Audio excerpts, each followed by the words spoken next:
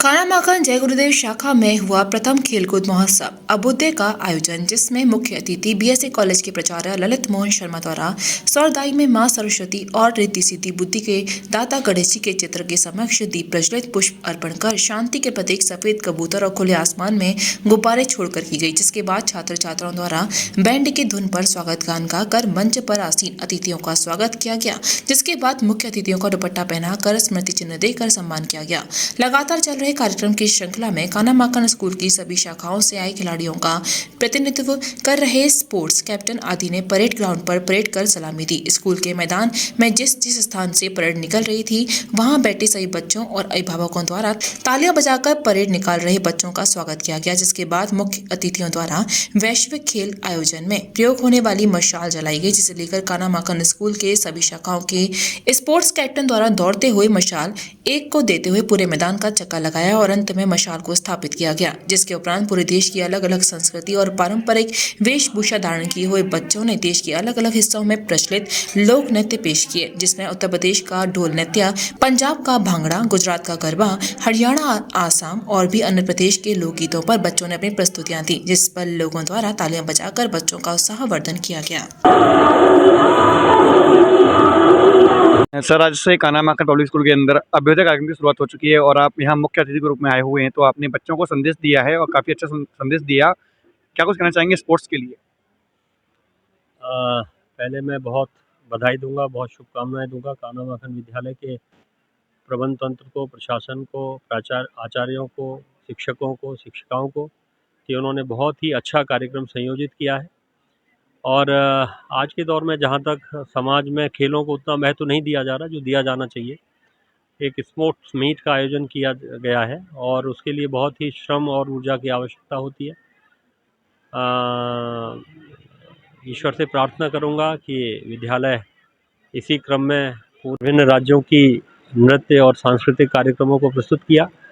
देखने में हमें लगता है कि ये कार्यक्रम है, लेकिन इनके पीछे बहुत ऊर्जा की आवश्यकता होती है, बहुत श्रम होता है।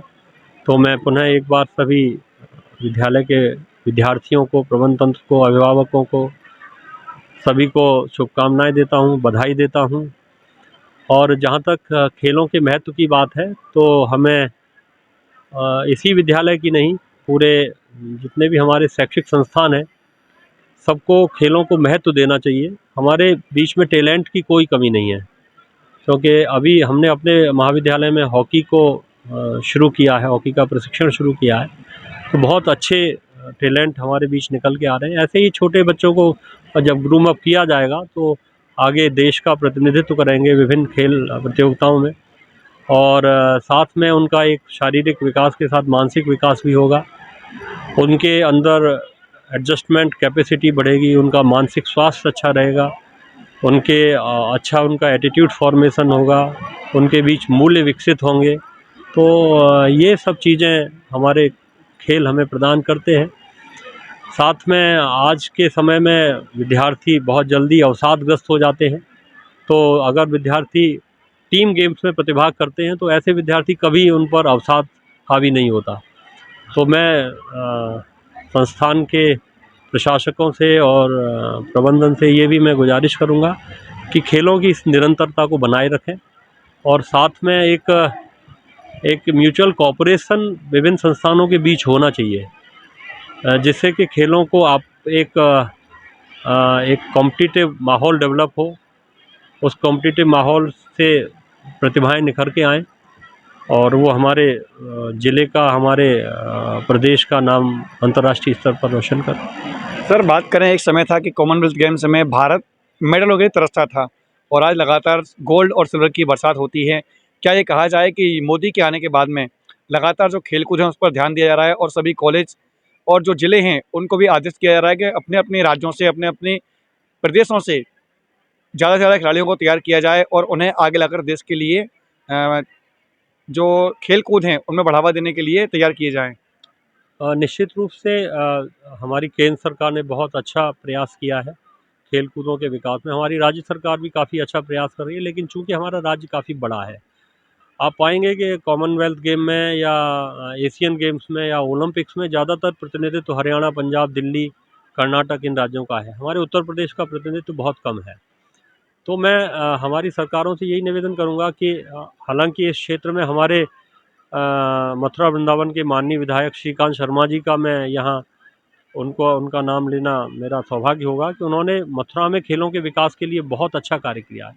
हमारे महाविद्यालय में उनके द्वारा 5 सिंथेटिक बैडमिंटन कोर्ट बनवाए गए हैं और साथ ही अन्य जो इंटर कॉलेजेज हैं उनमें वो इंफ्रास्ट्रक्चर विकास के लिए बहुत अच्छा प्रयास कर रहे हैं और उत्तर प्रदेश सरकार भी इस ओर प्रयास कर रही है, लेकिन वो केवल ऊँट के मुँह में जीरा है।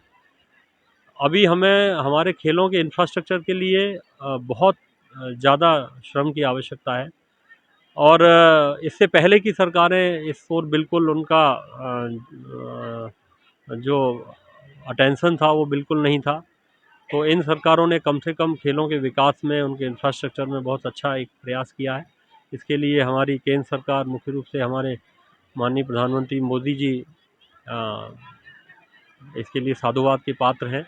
लेकिन फिर भी उत्तर प्रदेश में खेल संसाधनों की कमी है और मैं आगे हमारे सभी जनप्रतिनिधियों से, हमारे प्रशासकों से यही उम्मीद करूंगा कि यहाँ भी वो इंफ्रास्ट्रक्चर जिस तरह का हरियाणा, पंजाब, दिल्ली में है, वो हमारे यहाँ भी वो इंफ्रास्ट्रक्चर डेवलप हो।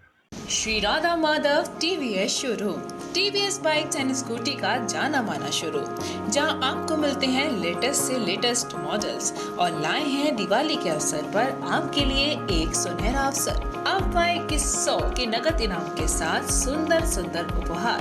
तो आज ही ले जाएं अपना वाहन और 100 नगद इनाम के साथ पाएं गिफ्ट्स भी। है ना मजेदार मौका? तो आज ही आए TVS showroom, Saunk road, Mathura.